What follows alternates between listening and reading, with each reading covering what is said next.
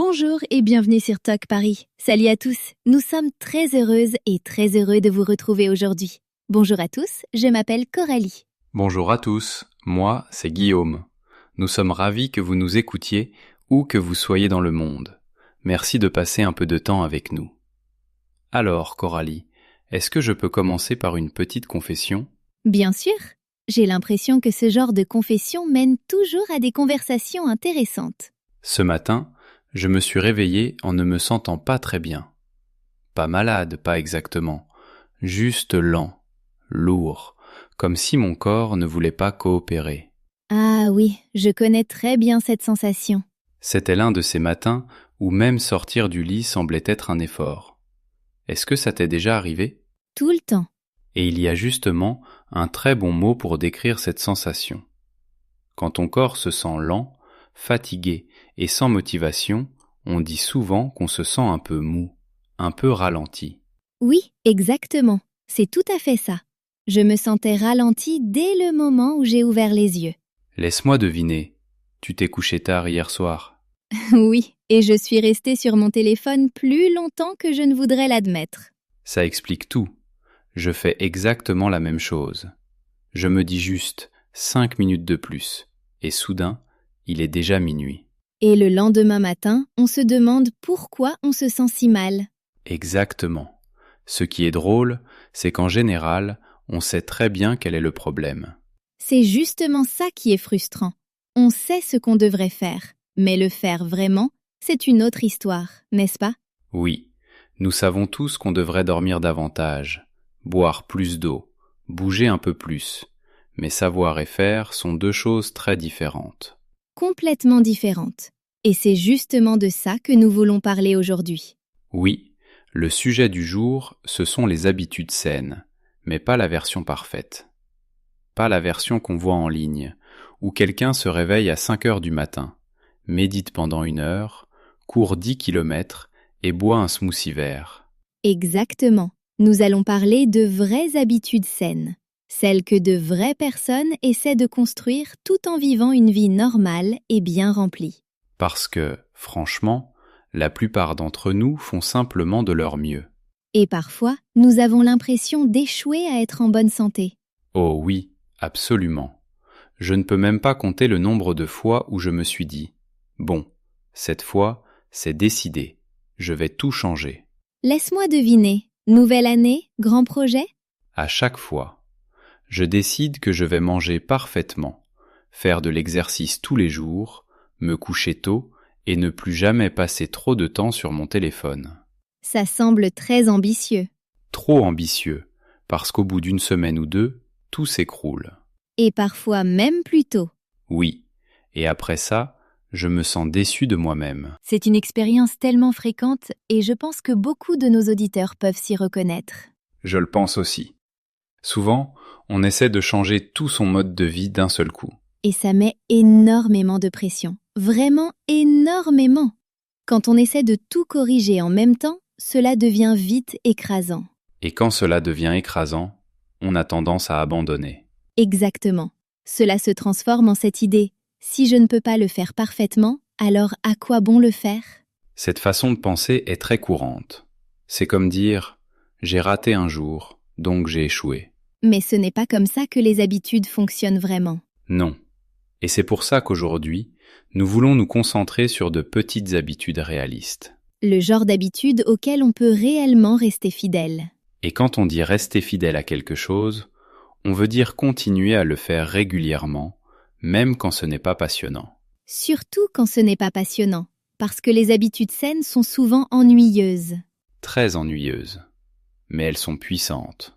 Et elles n'ont pas besoin d'être spectaculaires pour faire une vraie différence. Donc, au lieu de parler de perfection, nous voulons parler de progrès, de petits changements, de choix simples, de choses qui s'intègrent dans la vraie vie. Et nous allons aussi être honnêtes. Nous ne faisons pas toutes ces choses parfaitement. Pas du tout, même pas de près. Nous apprenons et nous faisons des essais comme tout le monde.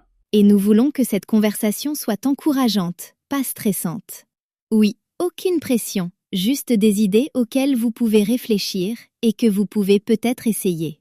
Alors, si vous nous écoutez maintenant en vous disant J'ai vraiment envie d'être en meilleure santé, mais je ne sais pas par où commencer.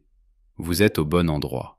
Et si vous nous écoutez en pensant « j'ai déjà essayé avant et ça n'a pas marché », c'est aussi tout à fait normal. Cela ne veut pas dire que vous avez échoué. Cela veut simplement dire que vous êtes humain. Exactement.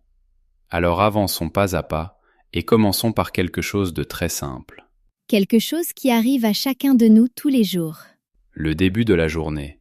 Le matin. Oui, commençons par là. Alors parlons du matin. Coralie, à quoi ressemble ton matin habituel? Honnêtement, mon réveil sonne et la toute première chose que je fais, c'est chercher mon téléphone. Pareil pour moi. C'est presque automatique. Mes yeux ne sont même pas encore complètement ouverts et ma main est déjà en train de le chercher. Exactement. Et ensuite, je me dis, je vais juste vérifier une seule chose. Un message, une notification. Et soudain, 15 ou 20 minutes ont disparu. Et tu es toujours au lit. Toujours au lit, en train de faire défiler l'écran, à moitié réveillé. Est-ce que tu remarques l'effet que cela te fait? Oui. En général, je me sens plus anxieuse, comme si mon cerveau était déjà occupé alors que la journée n'a même pas encore commencé. C'est une très bonne façon de le dire. La journée n'a pas encore commencé, mais ton esprit est déjà en train de courir. Les emails, les nouvelles, les messages, c'est beaucoup. J'ai remarqué que lorsque je fais ça, j'ai l'impression d'être en retard toute la journée. Moi aussi. C'est comme si je commençais la journée en réagissant au lieu de choisir. Alors, est-ce que tu as déjà essayé de changer cette habitude? Oui, mais pas de façon radicale. Je ne me suis pas dit « plus jamais de téléphone le matin ». Ça semble peu réaliste.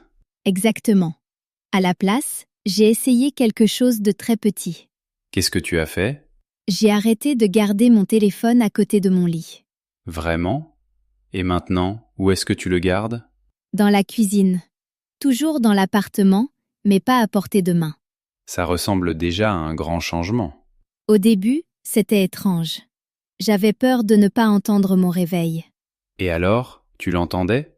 Oui, enfin non, parce que j'ai acheté un réveil tout simple. Rien de sophistiqué.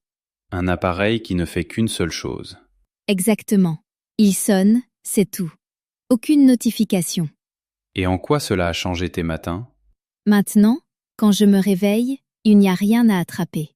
Alors, je reste simplement allongée un petit moment. Cette petite pause semble importante. Elle l'est. Je m'étire un peu. Je remarque comment mon corps se sent. Au lieu de remplir immédiatement ta tête d'informations. Oui.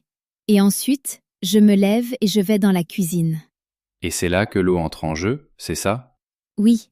La première chose que je fais, c'est boire un verre d'eau. J'ai entendu dire que c'était une bonne habitude, mais moi, j'oublie toujours. Moi aussi, j'oubliais avant. Mais une fois que j'ai relié ça à ma routine du matin, c'est devenu plus facile. Pourquoi boire de l'eau le matin est utile? Pendant que tu dors, ton corps se déshydrate un peu, donc l'eau aide à tout réveiller. Oui, ça a du sens. Tu n'as rien bu pendant des heures. Exactement. Et c'est quelque chose de tellement simple, mais ça influence vraiment la façon dont je me sens. Tu sais, l'eau est justement une habitude que j'ai beaucoup améliorée. Vraiment? C'est super. Il y a quelques années, je me suis rendu compte que je buvais à peine de l'eau pendant la journée. Qu'est-ce que tu buvais à la place? Surtout du café. Une tasse le matin, parfois une autre dans l'après-midi. Et pas grand-chose d'autre? Pas grand-chose d'autre. Et je me sentais toujours fatigué et ralenti. Ce mot encore? Oui, et j'avais aussi très souvent mal à la tête. Est-ce que tu savais que c'était à cause du manque d'eau? Pas au début. Je pensais que c'était le stress ou le manque de sommeil. Alors, qu'est-ce qui a changé? Quelqu'un m'a suggéré d'essayer de boire plus d'eau pendant seulement une semaine. Juste une semaine? Ça semble faisable. C'est pour ça que j'ai accepté. Je me suis dit, d'accord, ce n'est qu'une semaine. Qu'est-ce que tu as fait différemment? J'ai acheté une grande gourde et je l'ai gardée sur mon bureau. Comme ça, tu pouvais la voir tout le temps. Exactement. Et je me suis donné une règle très simple. Quelle était cette règle? Finir la gourde avant le déjeuner, puis la remplir à nouveau et essayer de la terminer avant la fin de la journée. Aucun suivi compliqué, juste 2 objectifs simples.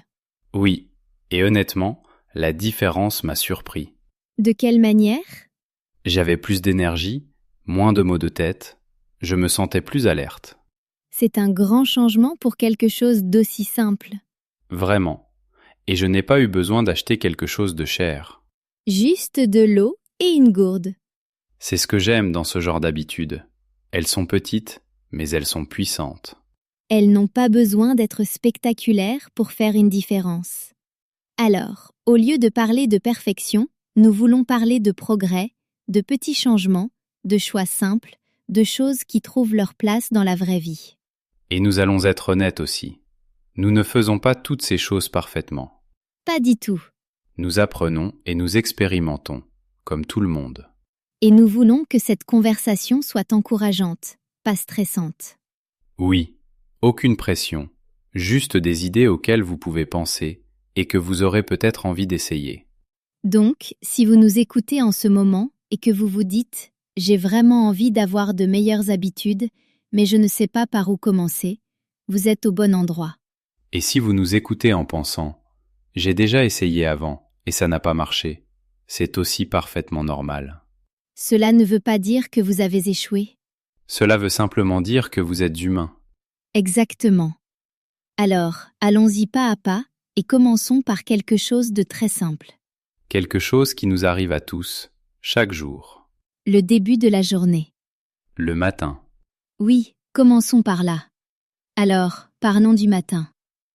Guillaume, à quoi ressemble ton matin habituel? Honnêtement, mon réveil sonne et la toute première chose que je fais, c'est tendre la main vers mon téléphone. Pareil pour moi. C'est presque automatique. Mes yeux ne sont même pas encore complètement ouverts et ma main le cherche déjà. Exactement. Et ensuite je me dis, je vais juste vérifier une seule chose. Un message, une notification, Et soudain, 15 ou 20 minutes ont disparu. et tu es encore au lit. Encore au lit, en train de faire défiler l'écran, à moitié réveillé. Est-ce que tu remarques l'effet que ça te fait? Oui, en général, je me sens plus anxieux, comme si mon cerveau était déjà occupé avant même que la journée ne commence. C'est une très bonne façon de le dire.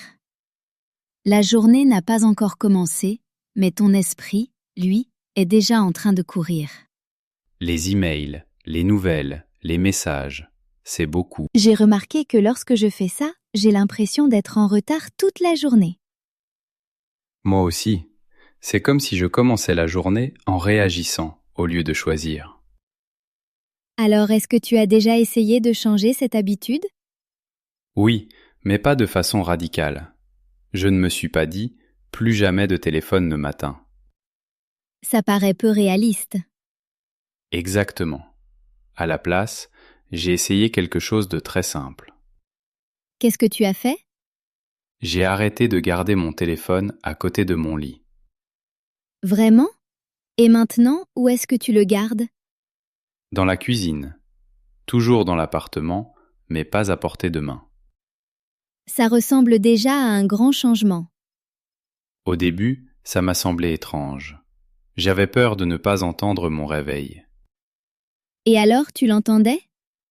Oui, enfin, j'ai acheté un réveil tout simple, rien de sophistiqué. Un appareil qui ne fait qu'une seule chose. Exactement. Il sonne, c'est tout. Aucune notification. Et comment cela a-t-il changé tes matins? Maintenant, quand je me réveille, il n'y a rien à attraper. Alors, je reste allongé un petit moment. Cette pause a l'air importante. Elle l'est. Je m'étire un peu. Je remarque comment mon corps se sent. Au lieu de remplir immédiatement ta tête d'informations. Oui. Ensuite, je me lève et je vais dans la cuisine. Et c'est là que l'eau entre en jeu, n'est-ce pas? Oui. La première chose que je fais, c'est boire un verre d'eau. J'ai entendu dire que c'était une bonne habitude, mais j'oublie toujours. Moi aussi, j'oubliais avant. Mais une fois que j'ai relié ça à ma routine du matin, c'est devenu plus facile. Pourquoi boire de l'eau le matin est utile? Pendant le sommeil, le corps se déshydrate un peu, donc l'eau aide à tout remettre en route. Oui, ça a du sens. On n'a rien bu pendant des heures. Exactement. Et c'est quelque chose de très simple, mais ça influence vraiment la façon dont je me sens. Tu sais, l'eau est justement une habitude que j'ai beaucoup améliorée. Vraiment, c'est super. Il y a quelques années, je me suis rendu compte que je buvais à peine de l'eau dans la journée. Qu'est-ce que tu buvais à la place? Surtout du café. Une tasse le matin, parfois une autre l'après-midi. Et pas grand-chose d'autre? Pas grand-chose d'autre. Et je me sentais toujours fatiguée et ralentie. Ce mot encore? Oui, et j'avais très souvent mal à la tête. Est-ce que tu savais que c'était à cause du manque d'eau? Pas au début. Je pensais que c'était le stress ou le manque de sommeil. Alors, qu'est-ce qui a changé? Quelqu'un m'a suggéré d'essayer de boire plus d'eau pendant seulement une semaine. Juste une semaine? Ça semble faisable. C'est pour ça que j'ai accepté. Je me suis dit, d'accord, ce n'est qu'une semaine. Qu'est-ce que tu as fait différemment? J'ai acheté une grande gourde et je l'ai gardée sur mon bureau. Comme ça, tu pouvais la voir tout le temps. Exactement. Et je me suis donné une règle très simple. Quelle était cette règle? Finir la gourde avant le déjeuner, puis la remplir à nouveau et essayer de la terminer avant la fin de la journée. Pas de suivi compliqué, juste 2 objectifs. Oui, et honnêtement, la différence m'a surprise. De quelle manière? J'avais plus d'énergie, moins de maux de tête. Je me sentais plus alerte. C'est un grand changement pour quelque chose d'aussi simple. Vraiment. Et je n'ai pas eu besoin d'acheter quelque chose de cher. Juste de l'eau et une gourde. C'est ce que j'aime dans ce genre d'habitudes. Elles sont petites, mais elles ont de la force. Et elles n'ont pas besoin d'être spectaculaires pour faire une différence. Donc, au lieu de parler de perfection, nous voulons parler de progrès. De petits changements, de choix simples. De choses qui s'intègrent dans la vraie vie. D'accord, nous avons parlé du matin et de l'eau. Maintenant, passons à quelque chose avec lequel j'ai, personnellement, beaucoup de mal. Laisse-moi deviner, l'exercice physique? Oui, exactement. Rien qu'en entendant ce mot, je me sens déjà fatiguée. Tu n'es pas la seule, beaucoup de gens ressentent la même chose. Pour moi, l'exercice paraît écrasant. Je pense aux salles de sport, aux longues séances, au fait de transpirer pendant des heures. Et cette image, à elle seule, peut t'arrêter avant même que tu commences. Exactement. Je me dis que je n'ai pas le temps pour ça, et au final, je ne fais rien du tout. C'est un piège très courant. On imagine que l'exercice doit être intense pour compter vraiment. Mais cette idée, elle vient d'où au juste? Je pense que les réseaux sociaux y sont pour beaucoup. On voit des gens courir des marathons ou soulever des poids très lourds, et on se compare à eux. Oui, mais ce n'est pas la seule façon de faire bouger son corps. Alors, selon toi, qu'est-ce que l'exercice veut vraiment dire? Pour moi, cela veut simplement dire bouger, n'importe quel type de mouvement. Dit comme ça, c'est déjà beaucoup moins effrayant. Et ça devrait l'être. Certaines des personnes les plus en forme que je connais ne vont même jamais à la salle de sport. Vraiment? Oui, elles bougent simplement tout au long de leur journée. Par exemple, comment? Des choses simples. Prendre les escaliers au lieu de l'ascenseur. Marcher au lieu de prendre la voiture quand c'est possible. En fait, j'ai commencé à faire ça. J'habite au 3e étage et je prends les escaliers. C'est super. Et oui, ça compte vraiment. Parfois, je me dis que ce ne sont que 3 étages. Est-ce que ça sert vraiment à quelque chose? Oui, parce que tout s'additionne. Tu ne le remarques peut-être pas tout de suite, mais avec le temps, cela compte. J'imagine que si tu le fais tous les jours, ça devient quelque chose. Exactement. Les habitudes agissent en silence. J'aime bien cette idée. Un progrès discret. Et il y a autre chose que je fais. Quand je vais au magasin, je me gare un peu plus loin, juste pour faire quelques pas de plus. Oui, juste quelques minutes de marche en plus. Ça me semble tout à fait faisable. C'est exactement le but. Ce qui est faisable vaut mieux que ce qui impressionne. Mais pour l'exercice prévu à l'avance, est-ce que tu prends parfois du temps pour ça? Oui, mais je garde ça court. En général, environ 20 minutes. Seulement 20 minutes? Oui, je réussis à les caser dans la plupart de mes matins. Quand tu dis les caser, tu veux dire les faire entrer dans un emploi du temps chargé? Exactement. Ce n'est pas parfait, mais ça fonctionne. Qu'est-ce que tu fais pendant ces 20 minutes? Rien de compliqué. Un peu d'étirement, quelques pompes.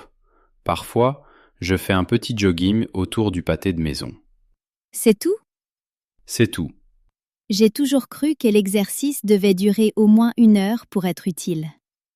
C'est une idée très répandue, mais ce n'est pas vrai. Donc 20 minutes, ça suffit? 20 minutes, c'est infiniment mieux que 0. Dit comme ça, c'est difficile de trouver un argument contre. Parfois, on se trouve des excuses sans vraie raison. C'est vrai. Et quand l'exercice paraît plus petit, il paraît possible. Exactement. L'objectif, c'est la régularité, pas l'intensité. Tu sais ce que j'ai commencé à faire récemment? Quoi donc? Je marche pendant mes appels téléphoniques. Des réunions en marchant. Oui, si je parle avec une amie ou un collègue et que je n'ai pas besoin d'un écran, je marche. C'est une idée vraiment intelligente. Ça ne ressemble même pas à de l'exercice, mais je bouge.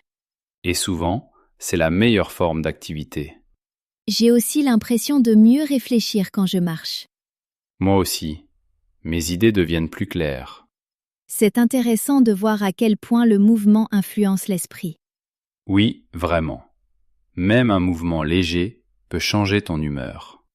Donc, peut-être que l'exercice n'a pas besoin d'être cette grande chose stressante. Exactement. Il peut se glisser dans ta journée. Les escaliers, de petites marches, quelques minutes par-ci par-là. Et quand on arrête de viser la perfection, il devient plus facile de continuer. J'ai l'impression que c'est une leçon importante. Oui, surtout pour les personnes qui se sentent intimidées par le monde du sport. Alors, si quelqu'un qui nous écoute pense « Je déteste faire de l'exercice », qu'est-ce que tu lui dirais? Je lui dirais que cette personne ne déteste probablement pas le mouvement. Elle déteste surtout la pression. C'est une très belle façon de le dire. Enlève la pression et regarde ce qui te semble naturel. Et commence petit. Il faut toujours commencer petit. D'accord, nous avons parlé du matin, de l'eau et du mouvement. Maintenant, je crois qu'il est temps de parler de quelque chose qui influence tout cela. Je crois savoir où tu veux en venir. Nos téléphones. Oui, le grand sujet qu'on ne peut pas éviter. Oui, le grand sujet qu'on ne peut pas éviter. Exactement. Le temps d'écran, la technologie, tout ça. C'est probablement ma plus grande difficulté quand il s'agit d'habitudes saines. Moi aussi. Nos téléphones sont partout. Nous en avons besoin pour le travail, pour rester en contact avec les autres, pour nous divertir. Et comme nous en avons besoin, il est difficile de savoir où tracer la limite. Oui, on se dit, je vais juste vérifier une seule chose. Et ensuite, on relève la tête et une demi-heure a disparu. Ou même plus. Et souvent, en plus, je n'en profite même pas vraiment. Oui, je ressens la même chose. Je ne suis ni détendue ni heureuse. Je fais simplement défiler l'écran. Presque en pilote automatique. Exactement. Et ce n'est pas un hasard. Ces applications sont conçues pour retenir notre attention. Alors, comment est-ce qu'on gère ça? Pour moi, le mot-clé, c'est les limites. Des limites avec son téléphone. Oui, pas 0 téléphone, mais des limites claires. Quel genre de limites? Une des plus importantes pour moi, c'est pendant les repas. Oh, ça c'est difficile. Oui. Avant, je faisais défiler l'écran en mangeant presque tout le temps. Moi aussi, surtout au dîner. Et je me suis rendu compte de quelque chose d'étrange. Quoi donc? Je ne goûtais pas vraiment ce que je mangeais. C'est tellement vrai. Je mangeais, oui, mais je n'étais pas vraiment présente. Tu mettais juste la nourriture dans ta bouche sans y faire attention. Exactement. Et ça me paraissait étrange, presque dommage. Alors, qu'est-ce que tu as changé? J'ai commencé à laisser mon téléphone dans une autre pièce pendant les repas. Ça paraît simple, mais aussi un peu inconfortable. très inconfortable au début. Genre, qu'est-ce qu'on fait à la place? Oui, je ne savais plus où regarder, ni quoi faire de mes mains. Cette sensation de silence un peu gênant. Exactement. Mais au bout d'un moment, quelque chose d'intéressant s'est passé. Qu'est-ce qui s'est passé? J'ai commencé à apprécier davantage ce que je mangeais. Vraiment? Oui, je remarquais mieux les saveurs. Je mangeais plus lentement. Et tu devais sûrement te sentir plus rassasié aussi. Oui, certainement. Et les repas devenaient plus calmes. C'est un tout petit changement, mais il transforme toute l'expérience. Vraiment. Un autre moment où j'ai du mal à poser des limites avec mon téléphone, c'est le soir. Juste avant de dormir. Oui, c'est là que je fais défiler le plus. Moi aussi. C'est comme si mon cerveau ne voulait pas que la journée se termine. Ou qu'il cherchait une distraction. Oui, ça aussi.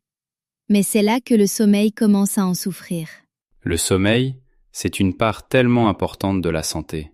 Oui, vraiment. Et les téléphones le rendent plus difficile. Tu connais la lumière bleue? Oui. La lumière des écrans peut tromper ton cerveau, Elle lui fait croire qu'il fait encore jour. ce qui rend un endormissement plus difficile. Ça explique beaucoup de choses. Oui. Et c'est pour ça que j'essaie de changer mes soirées. Qu'est-ce que tu fais différemment? J'essaie de créer une routine pour ralentir avant de dormir. Ralentir, c'est-à-dire se détendre peu à peu. Exactement. Environ 1 heure avant de me coucher. À quoi ça ressemble pour toi? Je baisse la lumière. J'arrête de consulter mes messages. Rien que ça paraît déjà difficile. Ça l'est, mais ça aide. Est-ce que tu utilises ton téléphone pendant ce moment-là? Le moins possible. Je peux écouter quelque chose de calme, mais sans faire défiler l'écran. Et à la place, qu'est-ce que tu fais? Quelques étirements légers. Parfois, je lis un livre en papier. Un vrai livre? Oui, un vrai livre. Ça a l'air très paisible. Ça l'est. Et le fait de faire les mêmes choses chaque soir envoie un signal à mon corps. Comme pour lui dire que c'est le moment de se reposer. Exactement. Ma routine actuelle est très différente. Laisse-moi deviner. Téléphone jusqu'à ce que tes yeux ne tiennent plus ouverts. C'est douloureusement exact. Au moins, tu es honnête. Je sais, et ça ne m'aide pas. T'entendre parler de tout ça me donne envie de changer. C'est bien ça le problème. Quand on dort mal, tout le reste devient plus difficile. C'est tellement vrai. Quand je suis fatigué, j'ai envie de manger des choses moins saines. Moi aussi. Et je n'ai pas envie de bouger.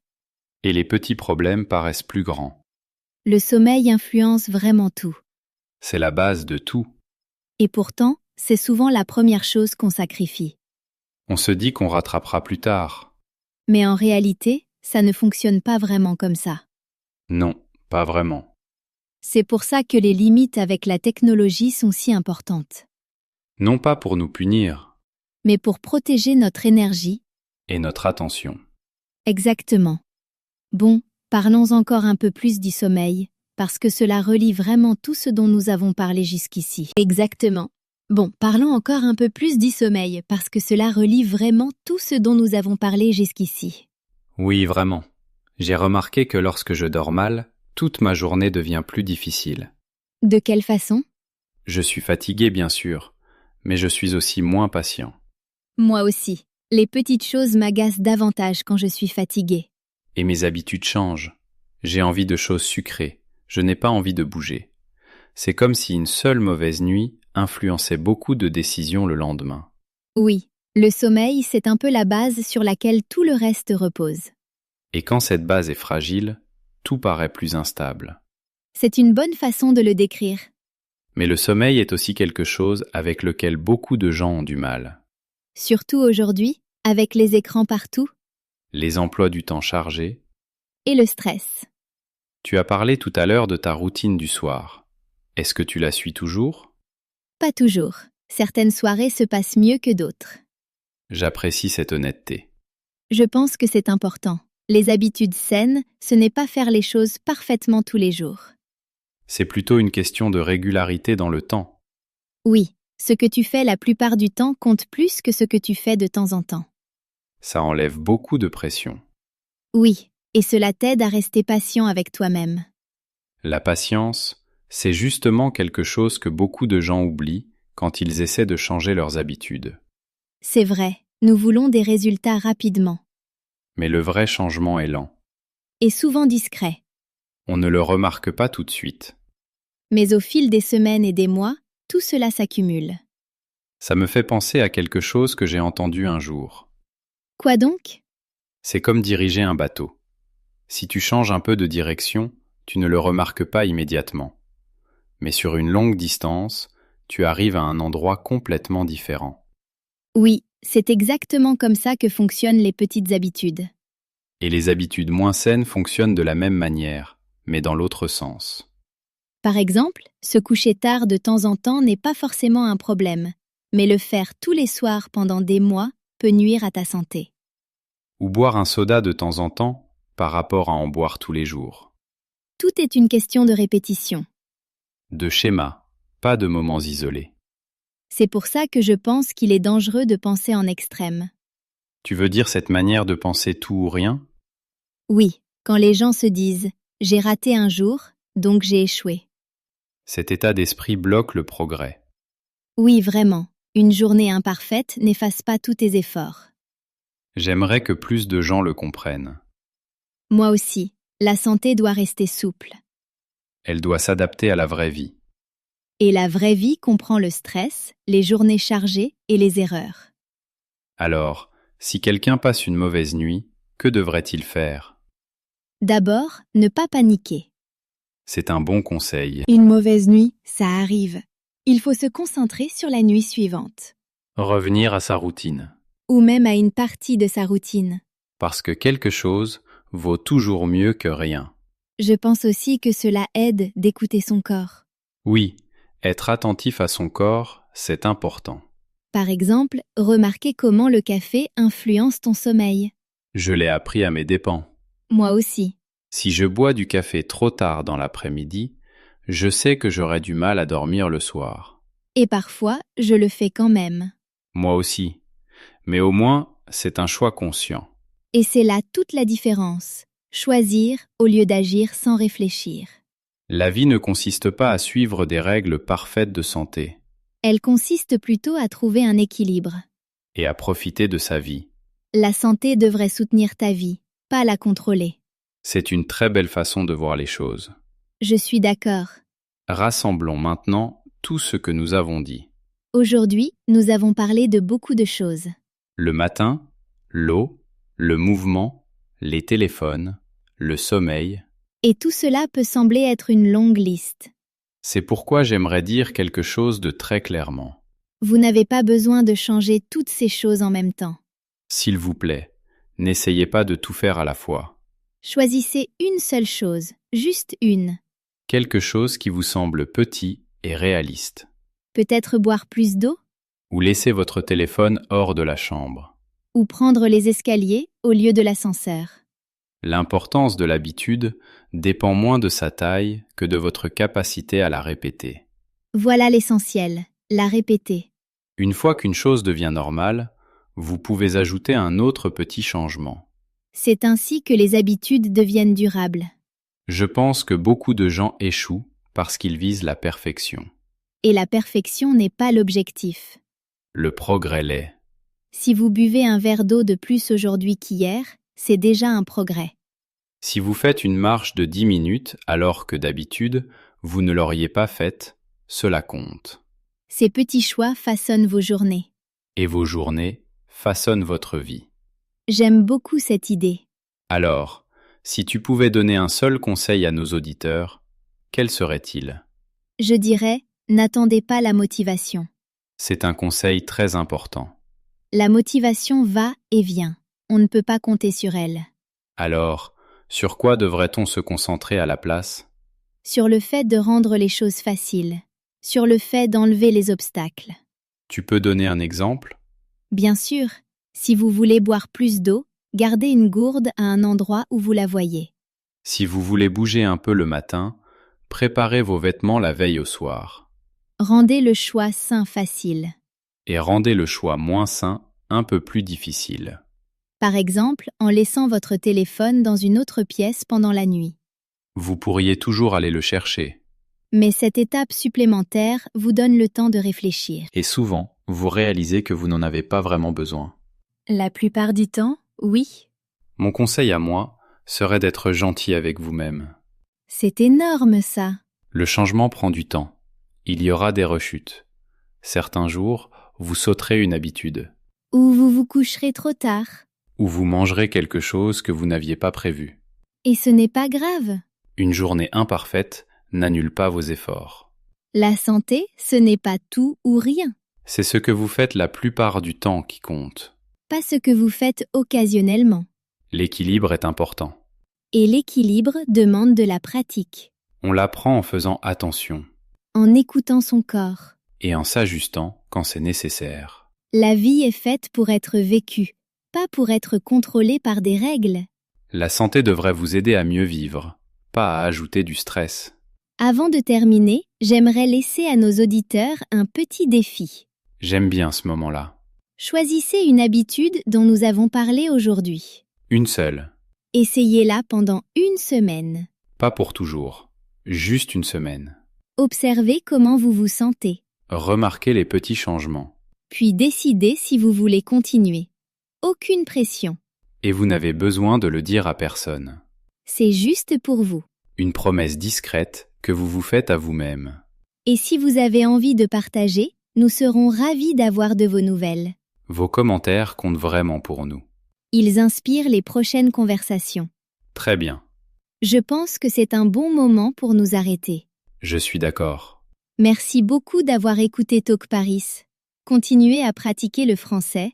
Et prenez soin de vous, une petite habitude à la fois. À très bientôt dans le prochain épisode.